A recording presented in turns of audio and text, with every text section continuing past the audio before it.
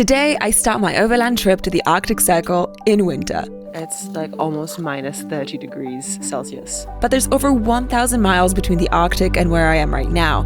Before I get there, I still need to make a couple of tweaks to my truck to make it polar worthy. So cool. And of course, drive across most of Sweden, which is actually huge and equivalent to driving from LA to Seattle. It's far. It's been a long day. My day today started somewhere in a forest near Stockholm. Okay, so this was my first night camping here in Sweden this season. There's no snow anywhere, as you can see. But I did go for a run this morning and I had this thought that just wouldn't leave my brain. And you know these conversations that they do with like nurses who have been taking care of, you know, the elderly for many, many years, and they kind of ask them like, what are these people's greatest regrets on their deathbed? And I couldn't get one of those out of my head this morning for some reason. And, you know, I just remember reading that one of them was, I wish I had lived my life more authentically. That was one of the most common deathbed regrets. I wish I had lived my life more authentically. That's a really big one. Because I know for sure that so many of us are not living the lives that we truly and authentically want to live. I mean, hell, until pretty recently, I wasn't either, you know? So I feel like I'm going to be thinking about this one for a bit today. I'll share my thoughts with you as they come. But first, I need to help Wheelock with something. So Wheelock had a little minor surgery to get his dew claws removed a couple of weeks ago. They were hanging by a thread, so I'm going to change his bandage. I have to do this 2 or 3 times a day. Good boy. Oh, he's getting cold. Oh, yeah. So I've got the heating on inside my truck Odyssey. Got the lights on, everything is so lovely and cozy. And I just realized that I have to go outside again because I gotta make coffee.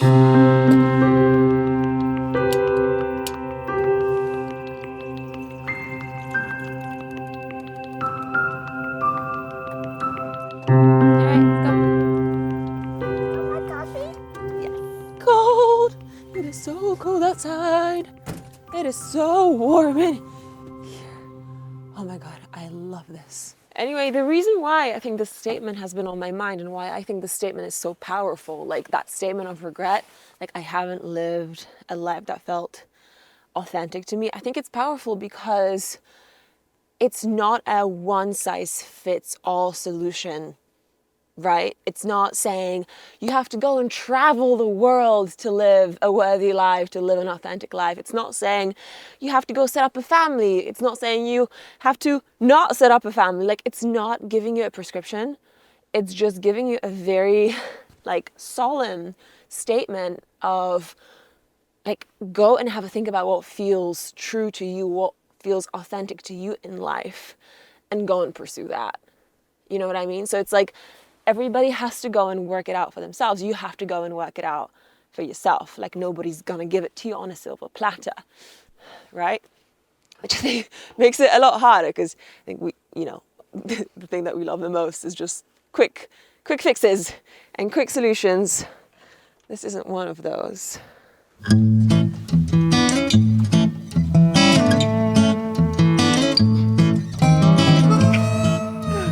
Not much space in here. Back to my extremely basic overlanding skincare routine. Take some water. Just a little palmful like this. Wait for it to dry off just a tiny bit. Then I grab some oil. There we go. Any natural face oil.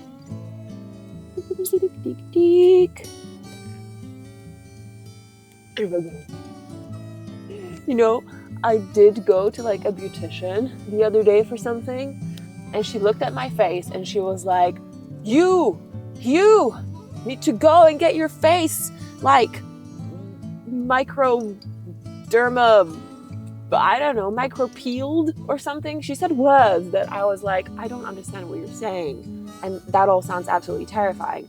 She said that I have to like get my face done, basically, because apparently when you look up close, it looks red and it looks just not good. And she was like horrified that I have a YouTube channel and that I make videos with my face looking like this. I was like, I thought I had a normal looking face. So now I'm like, I don't know what to think anymore. Anyway, this is my skincare routine, pretty much, on most days.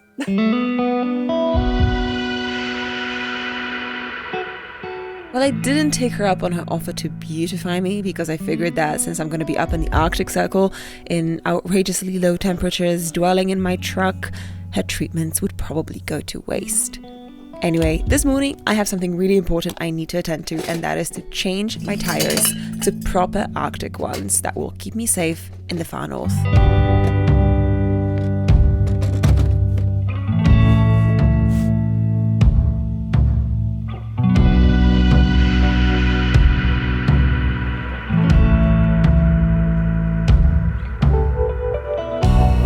If you followed Expedition North last year, you might recognize this house. Here we are. There's Tobias working away at his Defender. I'm back at Tobias's place to add a few last touches to Odyssey and get her ready for the Arctic. So this is the truck that Tobias and Celia will be overlanding in very soon. Look at it. Isn't that just amazing? It's still a work in progress, but there is hope. Yes. Next summer, right? Next time. Yes. So we're doing a quick little oil change. Well, Tobias is. Wow. Next step, we're changing my tires to something that can handle Arctic conditions a little bit better. These tires are studded, which helps with traction on snow and ice.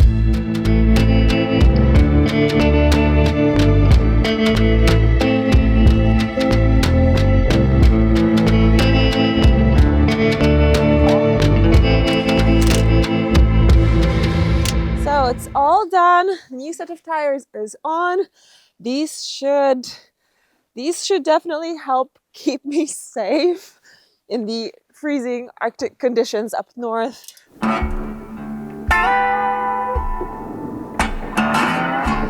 The Arctic Circle is still well over 700 miles away, and today I'm hoping to cover about 250. Where's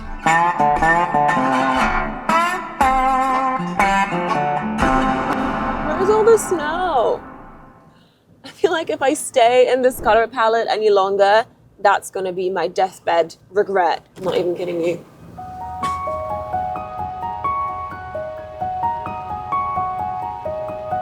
Okay, I finally reached our spot for tonight. It's really nothing much. It's just a little park up by a lake. It's completely pitch black around here.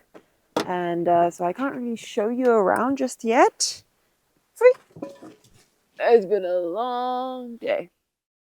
And this is just a quick and shameless plug for my Patreon community, The Wolfpack. If you become a part of the Wolfpack, you get early access to all of these videos ahead of everyone else, as well as announcements, exclusive content, unseen photos and writings, and all that good stuff. Here are all the links, and I hope to see some of you there. If you're already part of it, thank you so much. This may have just been a random park up by the side of the road, but to wake up and see the start of that endless boreal forest felt in some way like being home. These vast stretches of woods here in the north of Europe are called the taiga, and they cover over 60% of Sweden's entire territory. Good morning. I want to show you something that I drove on last night. When I saw it this morning, I was like, I am so glad I have these badass tires, because this, which is like the way that I came from to park there, is literally an ice rink. I can literally ice skate on this.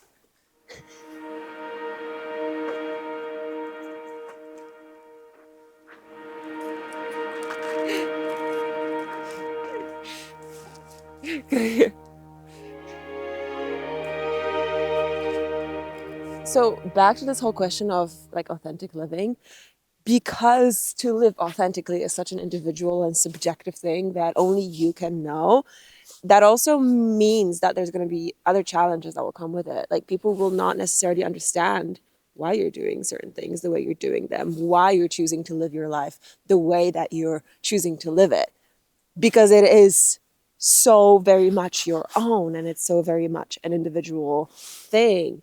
Like I remember when I started traveling, I don't think anyone in my family really understood what I was doing, why I was doing, how it was serving me. People just thought I had gone mad. Literally, people thought I had gone a little bit mad. And I didn't expect anyone to understand, but I just knew that that's the life that made me feel like it was worth living for me. That's the life I wanted to live. That's what made me feel alive and joyful and fulfilled. So not everybody will understand. So you gotta stay strong. Also, like all night, I have been hearing these weird sounds, and I'm only just realizing now that it's the ice of the lake. It's like when it kind of starts to freeze, it makes these like whoop, whoop, whoop sounds, like something from, I don't know, outer space. It's such an eerie sound. So cool. Over the next couple of days, I spent most of my waking hours driving. I just wanted to catch up with the real winter and reach the Arctic Circle as soon as possible.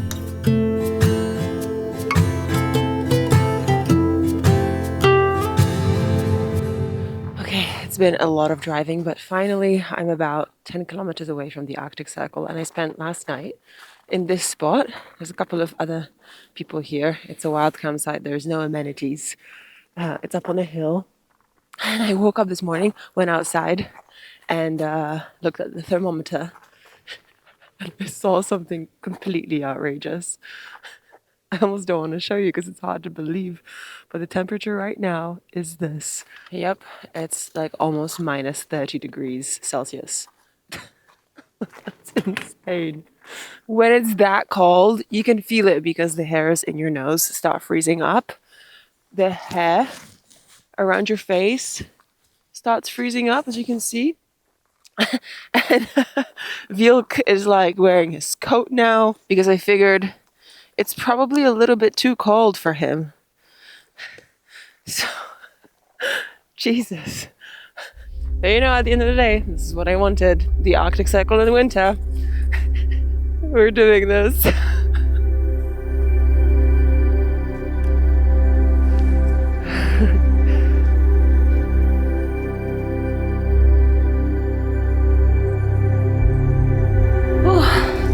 Back inside.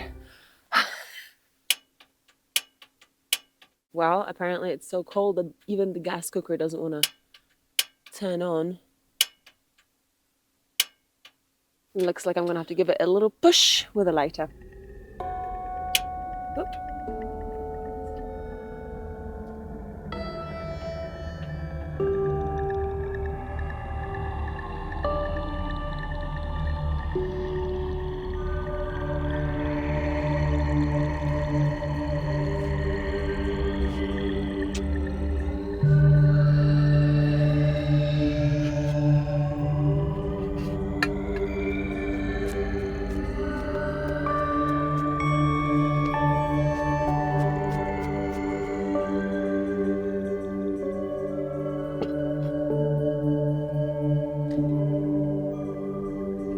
Okay, I've been enjoying a very, very slow morning here, but it's time to go for a run. Now, running in minus 25 degrees Celsius is very different from running in normal weather. So I'm going to show you how I get dressed for these kinds of temperatures, because it's a mission. It's a mission. Okay, so first of all, I put on my first layer of bottoms, and these are like pretty thick leggings. So on top of the leggings, I will also put on this, which is like a second pair of pants. This is just like extra insulation. Also in case of wind, these are pretty good windproof pants. Hup. Okay. Socks. These are skiing socks. So they're merino wool, really nice and warm, but not super, super thick because my shoes are not big enough to fit super thick socks. Okay, and then for tops, I've got a merino base layer. And then I'm gonna put on a merino jumper. I'm gonna hide my hair, because if I don't hide my hair, it's just gonna get completely covered in frost, which looks cool, but it's hell to brush out. I've got my thin running jacket. This is kind of like a specialist down jacket that I use for sports. Got tons of pockets. You can kind of like open up the armpits if you want. And then last but not least, the shoes. So these are actually like insulated running shoes. They're actually super, super warm. I've never been cold in these shoes while running. Those are the kinds of shoes that you want when running in the Arctic. Shoes that just feel ultra warm. But that, you know, you can still actually run in. They're not too clunky. As for Wheelock, he's not going to wear his coat while running because it's unnecessary because he's going to be warm. But he will be wearing little booties today, little socks. So let me try and put these on him.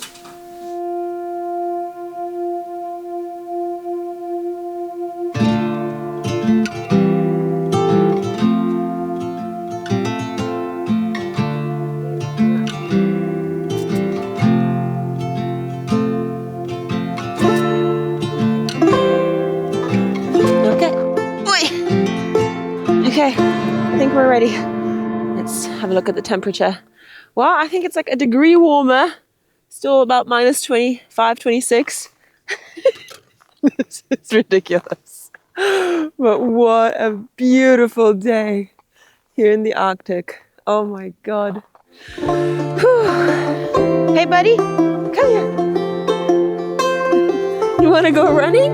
Yeah, come on. You want to go for a run?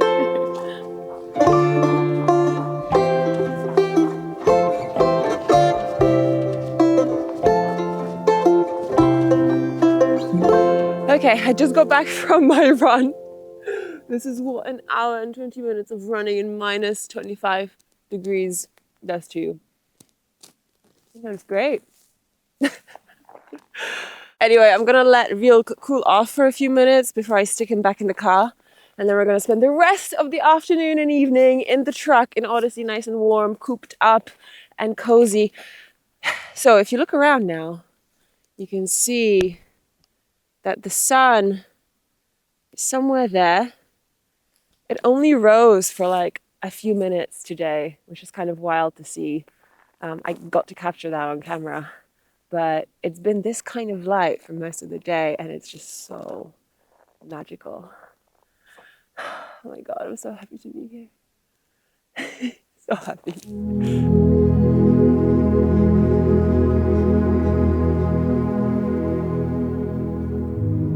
When I came to the Arctic Circle last winter, I completely fell in love with it. I fell in love with how precious every minute of light feels. I fell in love with the sense of isolation of being up here, a place that so few people choose to live in. I fell in love with how raw and unfiltered it is here.